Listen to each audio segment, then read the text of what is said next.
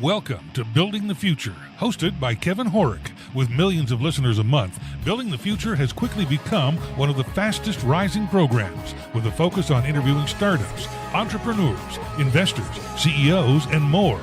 The radio and TV show airs in 15 markets across the globe, including Silicon Valley. For full showtimes, past episodes, or to sponsor the show, please visit buildingthefutureshow.com.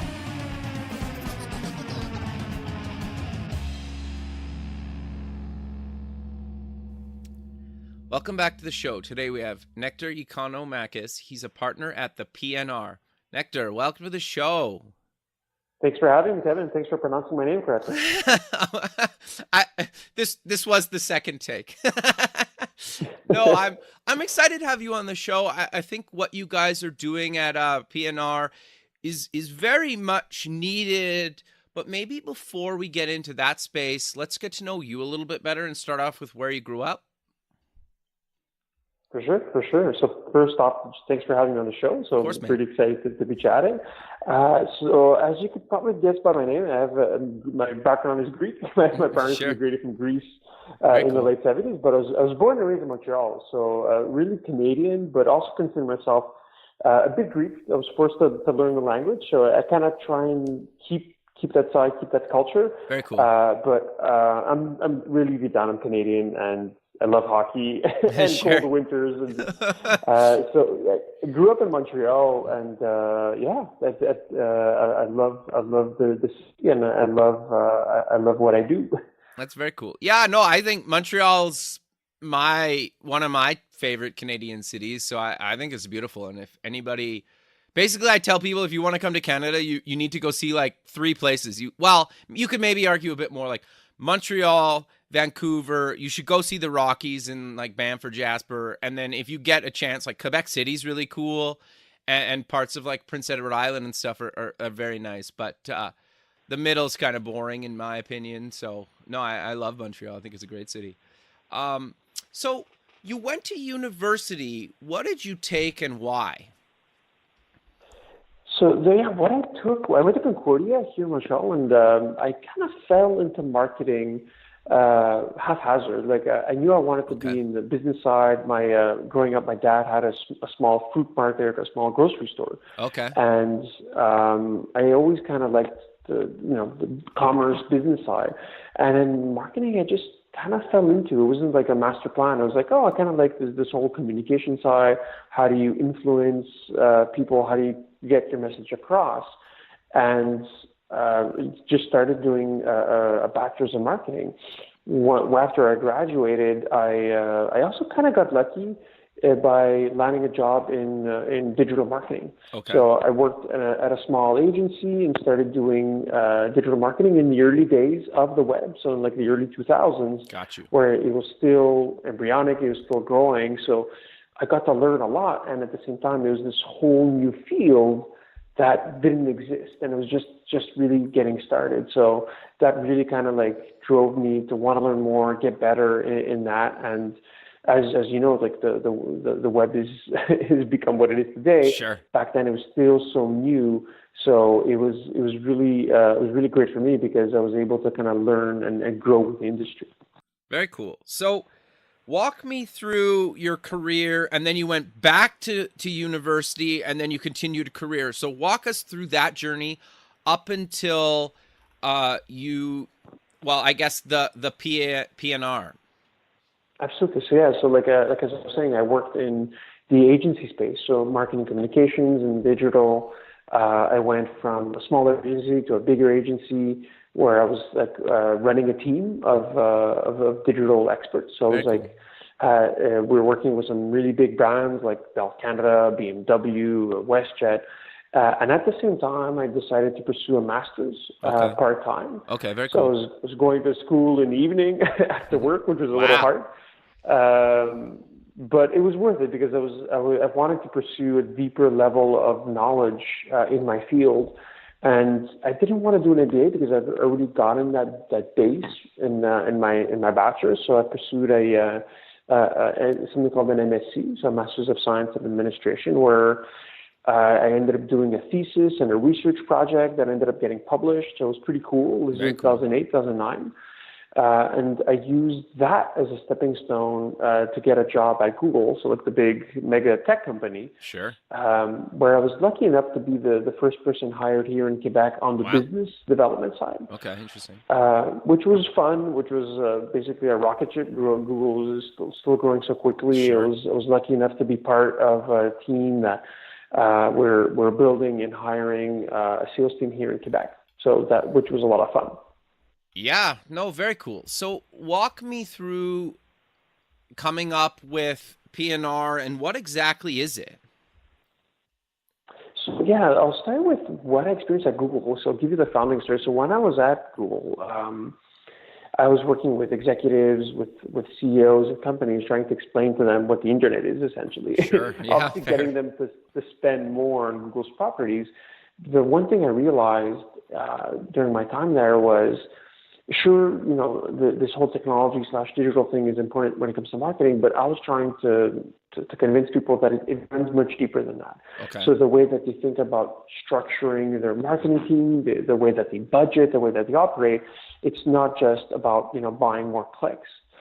But I was kind of met with apprehension because I was there as a sales guy, right? So which makes sense, but I really truly believed it.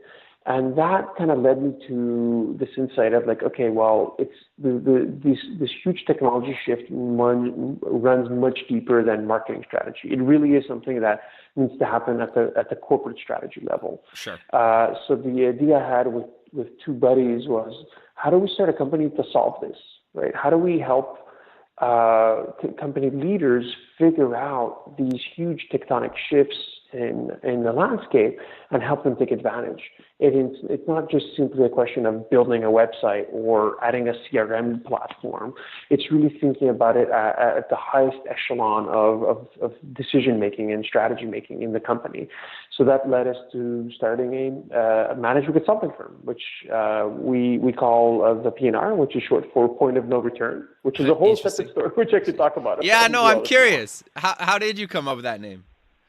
So yeah, the name Point of No Return, we kind of create an acronym to make it sound more institutional friendly, but the more kind of like edgy name comes from the fact of, when I decided to resign from Google, they offered me like a 6-month sabbatical. It's like, hey, why don't you go and try your startup thing, and if it doesn't work out, you can come back. And for me, I obviously had to decline for 2 reasons. One, I couldn't have that hanging over the head of my partners, like in terms of like just trust.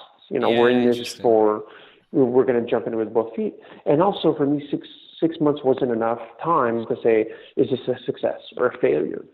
So when we ended up declining that very generous offer, I sent my friends this link of something called Burning the Boats. So the story of the Spanish conquistador Hernan Cortez that ordered his soldiers to like burn the ships. So there's no going back to Spain. They need to win the battle against the Aztec Empire. And the story is that they ended up winning. They burnt the ships, which mentally gave them this edge of, well, we have to move forward. There's no going back.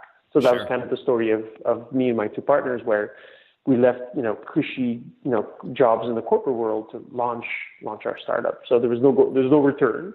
And at the same time, the brand story is something we tell our customers, well, there's no going back to this analog world. Yeah, interesting. The whole operating system of an organization is going to need to evolve, and one based on adaptability, just because of the rate of change in the market. So it's kind of the brand story that we communicate, and as well as kind of the founding story of our firm. No, that makes a lot of sense. So how do you guys work with companies and basically modernize them in a lot of ways, right? Yeah, exactly. So it's a consulting firm, right? So there's no cookie cutter method of doing it, but we do have our own methodology that we do apply. It's just that the solution often changes depending on the context of the business, be it if you're a retailer, a manufacturer, or a technology company. It's different tools, different techniques needed, but the way that we kind of abstract that at a higher level is something called strategic planning. Okay. So our main offering is sitting down with the company's leaders and executives, doing a retreat so we can plan ahead for the future, their priorities. But we do this using the methodology of Agile that we've taken from the world of software development. Sure. So to take a step back, when we started our firm, we were doing strategic planning, but we didn't see a method that we liked. It was all these methodologies from the 70s and 80s that were very kind of static. Sure. So what we did is that we borrowed from the world of software, where Agile is kind of like the quintessential way of creating a product. Right. Every single technology company, for the most part, uses Agile in their software development, which is a very iterative, sprint-based method. So we took this method and applied it to the concept of strategic planning, and that was basically our big kind of key to growth or key to launching was this method that is one that is adaptable.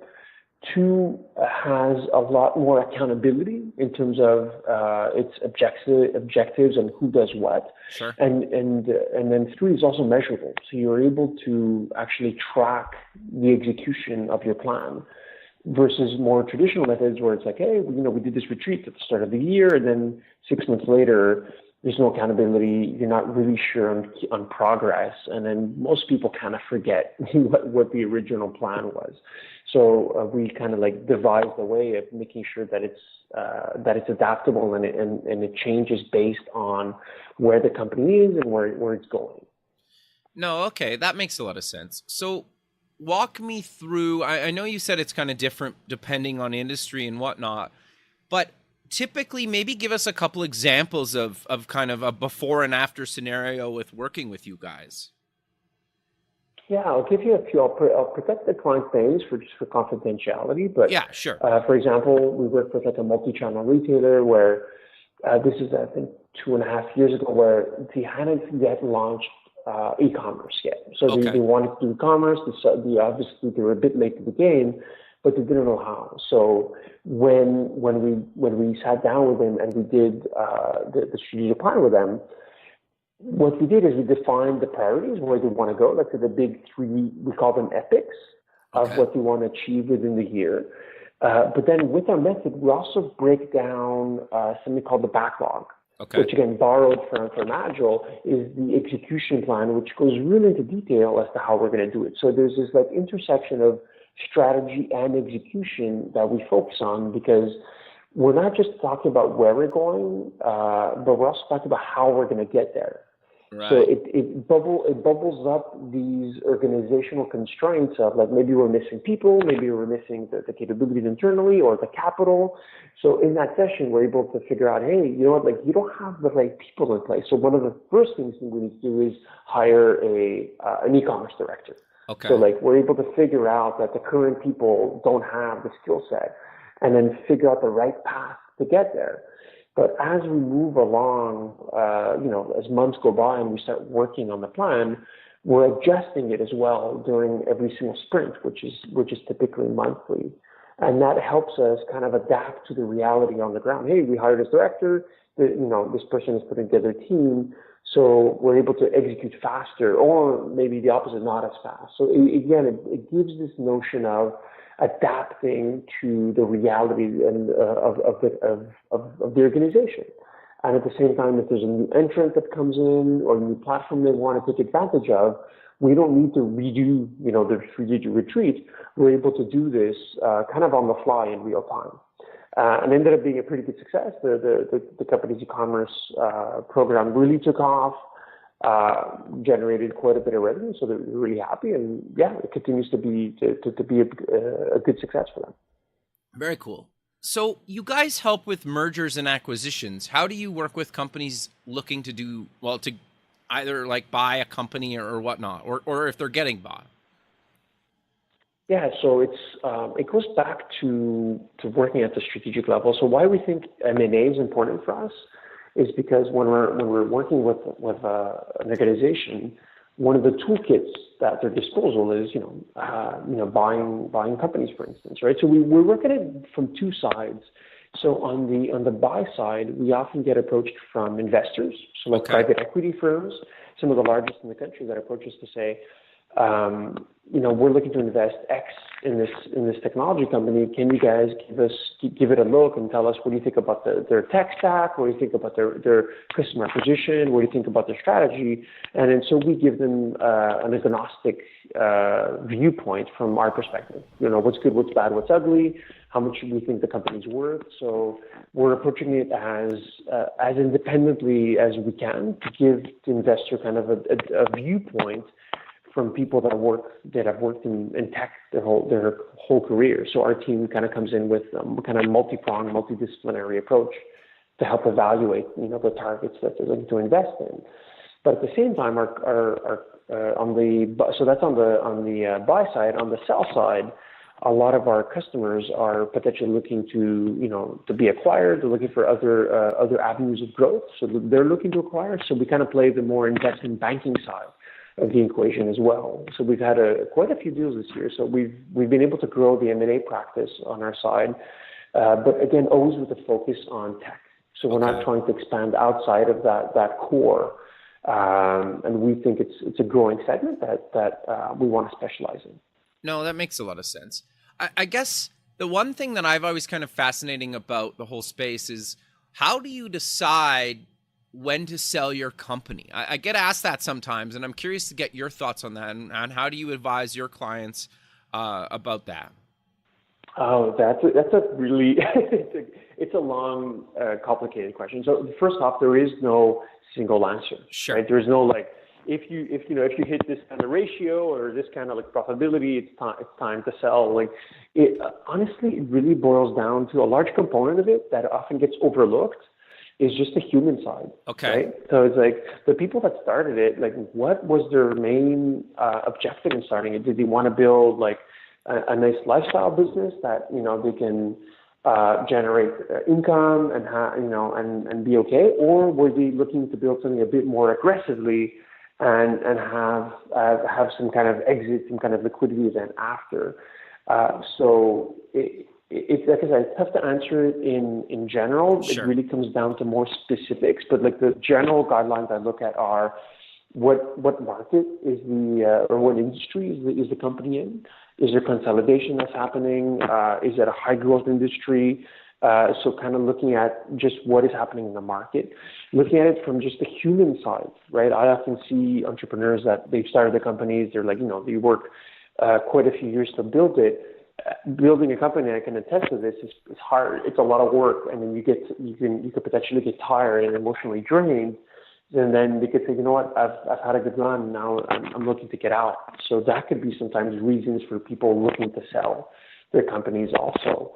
And then the last aspect we look at is competition, for instance, right? So Sure. If it's a highly competitive market, there could be competitors looking to consolidate or buy smaller companies that are in competition with, or merging with complementary offerings.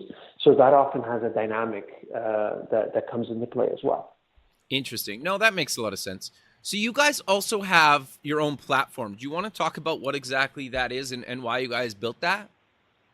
Sure, yeah. So we have our own, to further complicate things, we also have a software. No, but I think it all ties together, right? Yeah. It makes a lot of sense. It does, yeah.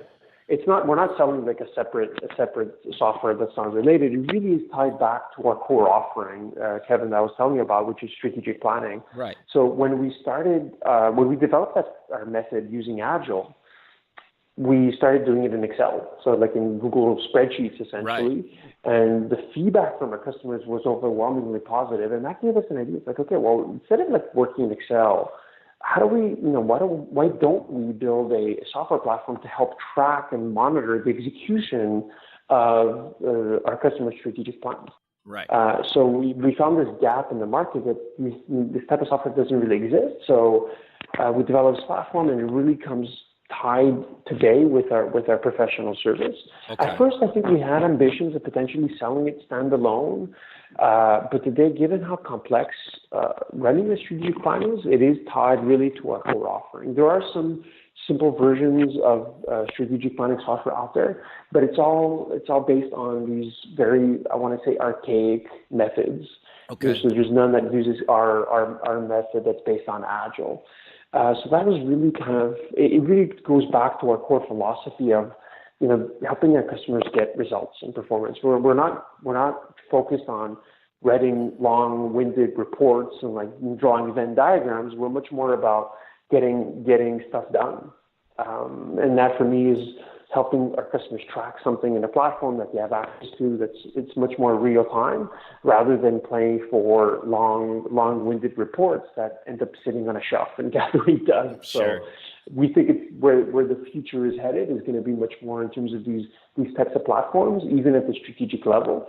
And we see less focus on, traditional things like a SWOT analysis, for instance, right? That today, a lot of people still use, but I think over time, it's going to be a much more data-driven approach where software is going to help inform you on your strategy and help you identify, let's say, competitive threats or huge market opportunities in a much more dynamic and algorithmic fashion.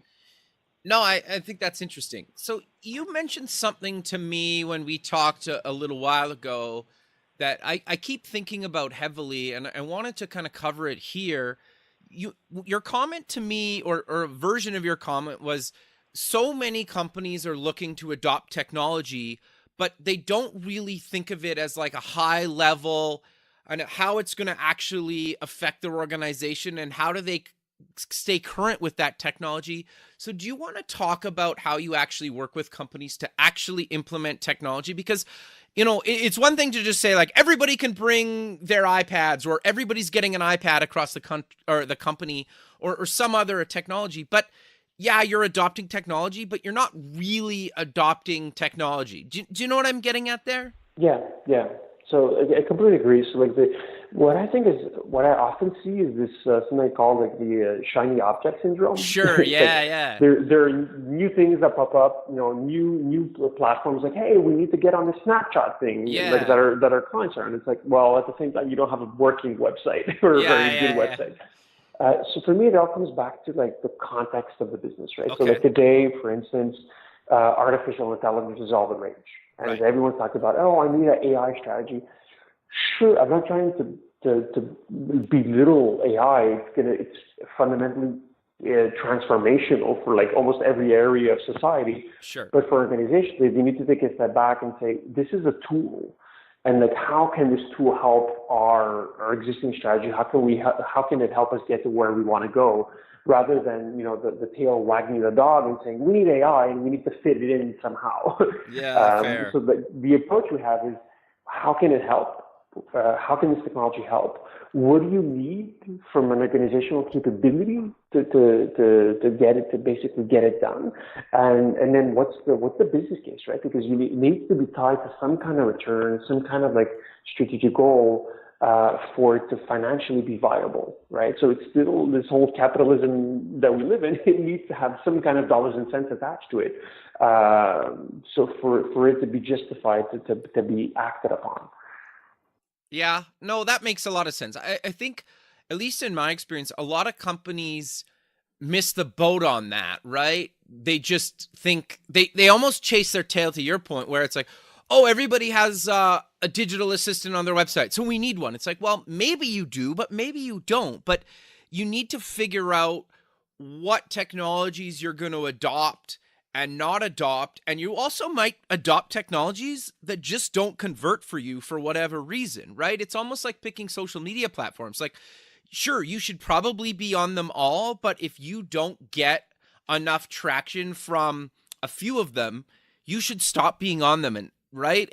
And I get that's a very simplified version of what we're talking about here, but I think that philosophy can be applied to anything in technology and when you're adopting it, because in a lot of cases, you should be on what works and you shouldn't be on the stuff that doesn't work. Is that fair to say? And is that kind of what you guys believe in?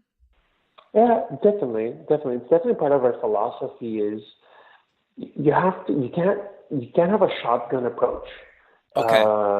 Even the larger companies can have a shotgun approach. You need to be more focused on what is working for you. Sure. For me, what it ties back down to, like if I abstract it at a higher level, it comes back down to the customer, right? Because the notion of technology is very how should I say? It's very malleable. For me, if we want to have it make it make more sense, so like the conversation is grounded, it comes back to how do we help satisfy the customer experience.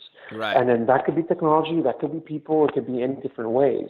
So like I'll give you a simple example, one that I like of a company that I respect, that I think everyone kind of knows, right, which is Amazon. Sure. The example I like from them is that their core strategy is always focusing on the customer experience. Sure. Right, through obviously through all the different businesses that they have. So have you heard of one of their products called the Amazon Fire Phone? Yep. So like obviously the famous story here is they launched a phone. They saw that Apple and Google had taken over the smartphone kind of segment, and they're like, we can't let these companies dominate and be so close to our customers. We have to find a way to get in, right? So with much fanfare and much investment, they developed their own smartphone called the Fire Phone, which I think ended up costing them like $400 million. And, famously the president was on stage talking about it. Within a year and a half, that project was shuttered and kind of like closed off, right? Yep. So that forced them to go back to the drawing board, say, okay, listen, we tried to get close to our customer via this, the smartphone technology, but we failed. Yep. And it was a question of timing. We were way too late. What else can we do to get close to our customers? So they looked at the customers' homes, and they saw, like, hey, there's no one in the home. So they developed the smart speaker, which is called the Amazon Echo, and then today obviously is a smashing success. Sure. With 80% market share. So they had to learn that failure with the Amazon Fire Phone to be able to innovate with the Amazon Echo, right? So it goes back to another notion of like, there's nothing ventured, there's nothing gained. So sure, $400 million for Amazon, like sounds like a lot, but for Amazon, it's actually not a lot of money. It's a very, very small percentage of their total revenues. So what small amount or what percentage of your budget can you dedicate to trying to be innovative? Again, tied back to the customer experience, tied back to what you're trying to achieve. And if you're able to succeed on that, I think it could be transformational for a company. So that's how I tend to think about it, rather than, hey, how does this technology, how do we just look at technology standalone? I always try and apply to how can it help the customer experience, which is obviously tied to the core business model of the company.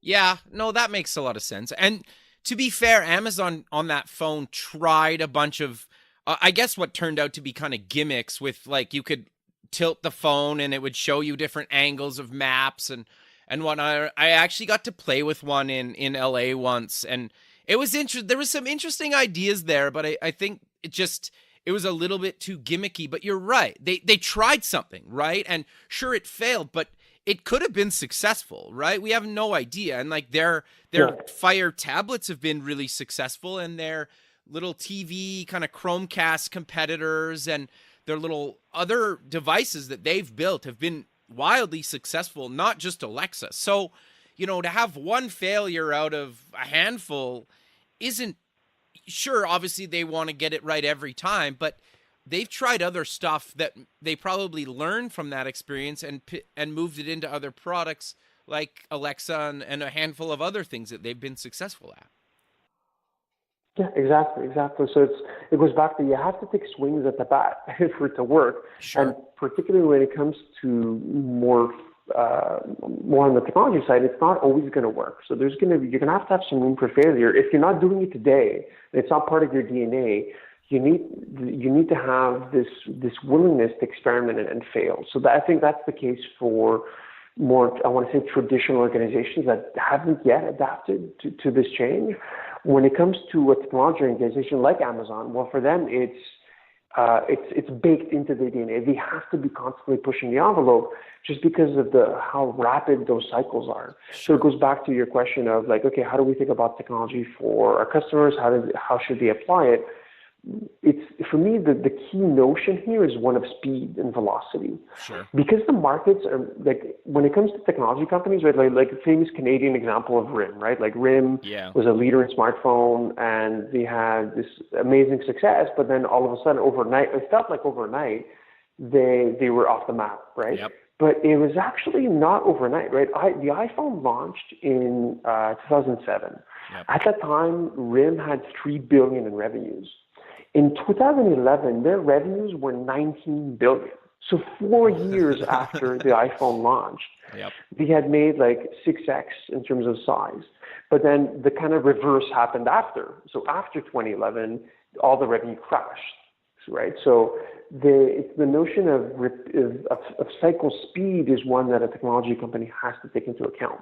Sure. So what's happening now is that this whole notion of speed and velocity is going to start permeating beyond just pure technological industries, right? So beyond just let's say the pure digital side, like the Google and Facebook, it's going to start happening now. We're seeing it now in automotive, right? Sure. A Tesla is more of a software than it is a car, almost. Yeah, interesting. It's more like a gadget, right?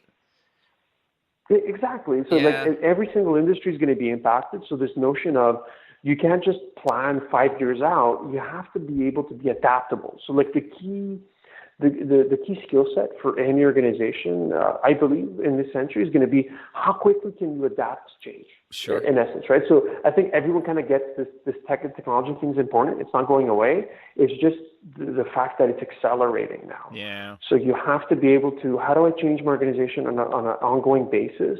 How do I swap in the right people? How do I swap in the right technology platforms in order to be adaptable? So I don't think what we do is a panacea. I don't think it's solving the overall problem or that I'm posing to you, but it's looking at it from one specific angle, which is company strategy. How do we look at that from a strategy perspective? So I think it can have a pretty big impact, but it's not going to solve for all a company's challenges that I just mentioned. No, I think you're right. And I also think that a lot of the companies that are literally trying to put themselves out of business by building their own technology and or buying companies that are basically trying to put them out of business, I think are the companies that are going to survive, right? And the thing that I find funny, and I'm curious to get your thoughts on, is the word pivot seems to have such a negative connotation in a lot of cases, but I think companies that have been successful for decades or hundreds of years have pivoted more times than they could probably remember. Like, it doesn't have to be a negative word. Like, companies need to adapt and change all the time, and call it pivot, call it whatever you want. But those are the companies that have been around for 100 years or decades. They've evolved, and you have to evolve. Is that fair to say? Exactly, yeah. It's a fair statement. There's quite a few companies that, like you said, the word pivot, I think, comes laden with so much kind of like good and bad, like particularly in the startup space. Yeah. Like, oh, we're pivoting, right? But it's like, if you're constantly pivoting, what exactly are you doing, right? So it goes back to what are you solving for? Sure. For larger organizations, it becomes a bit more challenging, right? So if you look at existing business models, sometimes business models go out of date, and it's just normal that entire industries will disappear. So without being too, how should I say, rough here, newspapers and print will disappear. Like, there's just a better mechanism of delivering news to you. Sure. There's the whole social aspect that I don't want to belittle, but like investigative journalism has to find a better business model than being advertising based, right? So if you're a newspaper today and you're relying on ad dollars, well, you're not going to win against Google and Facebook. So you need to find another way to monetize. Sure. So the pivoting is, in this case, is absolutely crucial for them to just survive. Sure. The same thing can be applied if you look at, let's say, a Blockbuster. They tried to buy Netflix. They tried to build their own streaming service. Yep. But they encountered too much inertia within their own organization. So they weren't able to pivot, quote unquote, fast enough to adapt to the new world. But other companies have been able to do it, right? So there are quite a few examples of companies that have succeeded and been able to adapt and thrive. Actually, it's funny, the reverse example is true for Netflix. We were at first a DVD company, right? Yep. they were shipping DVDs. Like, how analog is that, right? Yeah. And then they pivoted the whole business model to streaming to basically to take advantage of the internet. So again, it could you could see it on both sides. It could be a really good thing or a really bad thing. No, it makes sense. So how do you guys work with, basically the owners or the partners or the high level management teams to actually get them thinking about adopting new technology? Because I think sometimes some people at all ages really are just like, what I'm doing now works and we're just going to keep going. But you can clearly see, and there's going to be people in an organization that can clearly see that maybe that'll get them another 3, 5, maybe 10 years. But beyond that, they might not have a business. So how do you convince them that they need to start thinking about this stuff now so they can survive long term?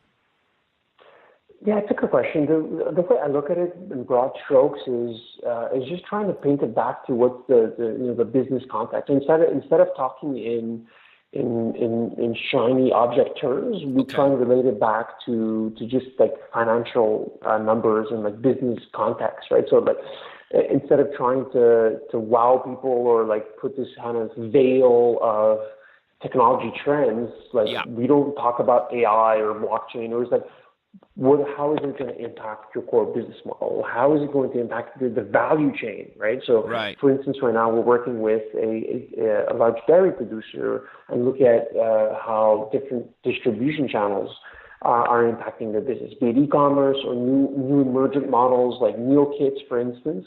Right. So for there, we're not trying to talk about the technology platform. We're saying here's how you're potentially losing market share to these players and how you can adapt to them. Right. And it's a very it's an 80-year-old plus organization, but they're able to understand it really from a distribution, from a value chain perspective.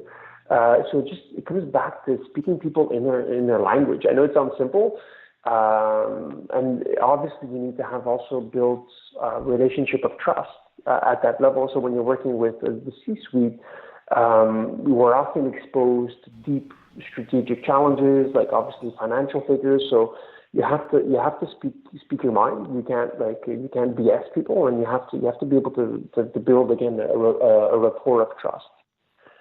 No, that makes a lot of sense. Yeah, I just think like sometimes it seems so interesting to me how some companies just fight it so hard, and you're like, I understand it at a certain level, but at the same time, you're just like, you're gonna die off if you don't adapt some of these things, right? Like that's the reality of it. And you watch these big companies sometimes where and maybe I'm a little biased because I get to talk to innovative companies and all the time, and you just think about some of the big guys and you're like, these guys will probably destroy that entire industry, or somebody like them will destroy that entire industry, and you're going to have thousands of people potentially out of jobs but maybe they should just buy that company, right? And figure it out. And it's interesting to watch and just see that, right? So I'm always curious to talk to people like yourself that actually almost get to talk to both sides, the big companies and the young companies that are almost competing together, right? So it's always fascinating to hear your insight and your thoughts on that kind of stuff. Yeah, no, absolutely. So you mentioned like acquisition, for instance. I think that's one area the bigger companies can potentially learn from. Besides, for instance, with Unilever, where they bought like Dollar Shave Club, which had built a direct consumer business, and they bought them for like $1 billion. But I think that one of the things that is misunderstood is these big companies are not run by stupid people, right? Like they're actually extremely intelligent and know what is going on most of the time. What they're confronted with, though, is when you have a large organization, you end up, the whole organization from the org chart to the structure is built on an existing business model. And all the incentives within the company is to satisfy, the widget that we're building, right, or the service that we're providing, right? So when you need to change something that's like of a certain size, it's daunting for anyone. And the mindset is always like, how do we reproduce this widget, for instance? Sure. versus thinking about potential alternatives, but that would require a whole different set of skills, right? So I think that's Sure. where the challenge lies. Is these people are not dumb. It's just they're confronted with having to change an aircraft carrier versus smaller companies that are, a bit like jet boats, right? They're able Sure. to turn and pivot very, very quickly. Yeah, no, that's interesting. And then realistically, if you're a multi-billion-dollar company and you have thousands of employees and your business model's been working, how do you retrain people, right? Like even just retraining people, as complicated as that is, that's just one thing you need to do out of potentially hundreds of things you need to do across your organization. And that's really costly. And you might have people that don't want to learn new things and people that really do, and everywhere in between. And so just dealing with that one issue out of many issues is a huge daunting task, right? That's what you're getting at, right? Yeah, the notion of culture is one it's very tough to change, right? So like Sure. the best definition I've heard of culture is like what people say when the boss is not around, right? Like when people are talking on their own. I think that's the true kind of the depiction of what culture is. Sure. So there's different methods to be able to try and change your culture. I think one, you spoke about it before, is this kind of notion of ongoing learning and ongoing training. So exposing people to new stuff that's happening, right? So like across all different levels, there is this understanding of, hey, what is new in the market, and how can we maybe take advantage of new technologies or new ways of doing business. There's also the notion of communication. For me, that's really important, right? So like going back to like, hey, if we do want to make a change, we do want to make a pivot in this new area, the one way to assure or increase the chance of success is by continuously repeating what we're doing and where we're going. Sure. So the notion of everyone in the organization has to understand what the vision is, so we can have an alignment, so we can, again, increase the chances of we're able to get to it. Like, you're surprised when I work with companies like in a larger organization, if you ask like the 500th employee down the chain, it's like, hey, do you know what the top 3 priorities are for this year? Like more chances than not that they don't know how to articulate what they are. So you have to have a very kind of like words matter. So a simple explanation of what we're trying to do, and it goes back to this thing of avoiding buzzwords, right? So instead of saying, hey, this year we're going to have artificial intelligence strategy so we can increase our excellence or whatever it is, like no one's going to understand what that really means versus say, hey, we're going to build a web platform to increase customer response time by 10%, right? Or something to that effect. Then it gets simple. Then it's measurable. People know what it is. And then everyone's going to be rowing in the same direction. Yeah, no, that makes sense. And it's also got to be challenging though. If somebody's at an organization and they've been doing the same job for decades, and then obviously you have somebody that's maybe only been at the company months or a couple of years doing a different type of job, like how do you pivot a company so both people feel comfortable and included, right? It's got to be a huge challenge, and all the people in between that, right? Of course, yeah, of course. It's like there is no magic formula here. It's a question of, it really starts at the top, it's like leadership. Sure.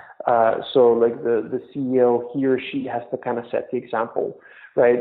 Where what I often see as a challenge is like, hey, we're going to do this like quote unquote digital transformation, and then they give it to like 3 departments below, and it gets like huddled in the corner, and like all the CEO cares about is just saying that we're working on this cool new project, versus elevating it to like the highest degree of authority, right? So it's like discussed at the board, discussed at every, let's say, weekly strategy meeting, to really be able to track progress. Like if it starts there, the rest follows, because then it's going to get passed on to like the CEO, the C-suite, the VPs, etc. So and it's not the only thing that needs to happen, but I think it's one of the key things that if that doesn't, then the rest doesn't follow.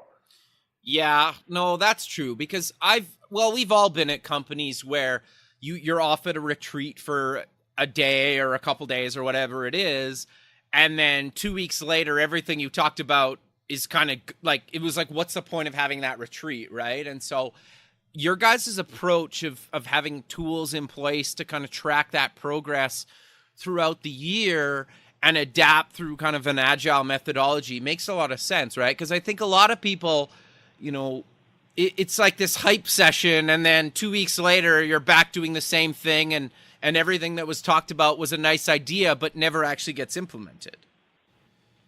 Yeah, exactly. I'm obviously biased. Sure, It's yeah. our method, it's our way of working, but I've seen enough times to see it work. So even without our method, I think this advice really holds true for any company leader, is like thinking about how do you create this wiggle room to be able to adapt on an ongoing basis. So I think it's really key to have success, and it really is beyond just technology. It's like people's habits are changing so much faster. Your customers are really changing because of this technology thing. So it goes back to like thinking about your customer in this like feedback loop mechanism. How can we get feedback from our customer that will inform what we're doing, and then that will create this next feedback loop of like continuous improvement all along the different areas of operation of the company. Sure. So how do you guys make sure that you guys stay current as a company so you can offer those solutions to your customers? It's a good question. Yeah, sometimes I feel overwhelmed. There's just so much information, right? So Sure. how do you digest info? How do you stay up to date? We follow our own, can eat our own dog food. Sure. We use our own methodology for our own company, even though we're a small boutique firm. We obviously try and have that notion of adaptability, and also thinking about the customer journey, right? So when we work with our customers, what are the different touch points that we have with them? So how do we improve what we're doing with them, right? So for us, this internal project of mapping the customer journey is one that's always ongoing. So thinking back, like where can we improve? Are there more insights that we can provide to our customers based on their strategy execution?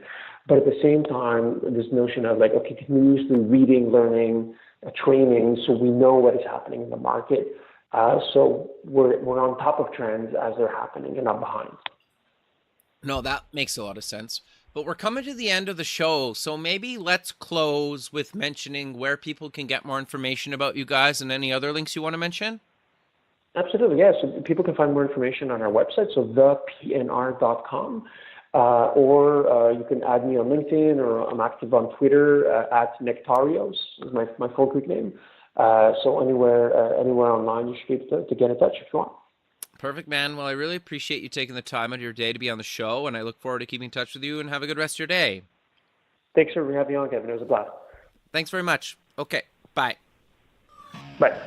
Thanks for listening. Please visit our website at buildingthefutureshow.com to join the free community, sign up for our newsletter, or to sponsor the show. The music is done by Electric Mantra. You can check him out at electricmantra.com, and keep building the future.